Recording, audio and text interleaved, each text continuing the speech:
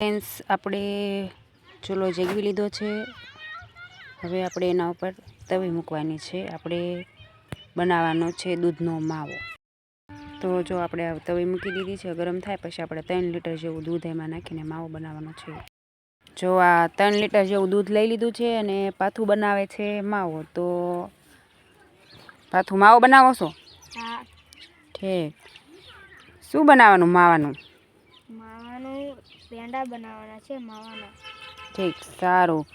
માવો બની જાય પછી બતાવજો હો. ચાલો બતાવીશું. સારું. જો આપણે દૂધને મિક્સ કરીને આવું થઈ ગયું છે. ઘાટું થઈ ગયું. હવે વાર નહીં લાગે હે ને?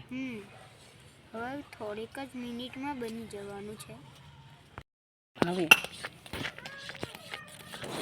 જો આપણો ફૂલ ઓલો થઈ ગયો છે. ફૂલ તૈયારી છે બનાવવાની. 5 કિલો જેવો બની જશે.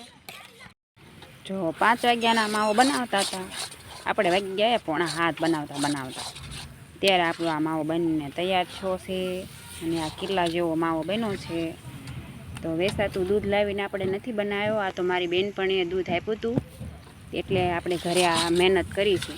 ઘરે બનાવી તો સારો. જો આપણો માવો બનીને તૈયાર જ થઈ ગયો છે અને અંધારું પણ થઈ ગયું છે માવો બનાવતા. મહેનત સારું ખાવું હોય તો મહેનત તો કરવી જ પડે ભાઈ.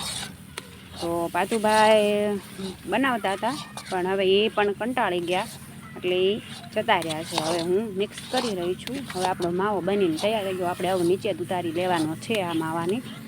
તો આપણો આ માવો બનાવી 5 વાગ્યાનો ચાલુ કર્યો હતો ત્યારે. વેચાતું દૂધ લાવીને બનાવી તો મોંઘું પડે, પણ આ તો આપણે બેનપણીએ આપ્યું હતું દૂધ, તો આપણે જોડે બનાવી લીધું. તો જો આપણું મસ્ત થઈ ગયો કિલો, ફાઇનલ કિલો બની ગયો છે.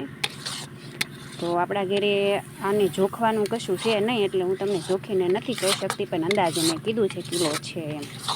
કારણ કે વારંવાર અમે લાવતા હોય ખજૂર પાક બનાવવાનું એવું કિલો માવો, એટલે અંદાજે તમને કહું છું. તો આપણો આ માવો બનીને તૈયાર થઈ ગયો. જુઓ સરસ.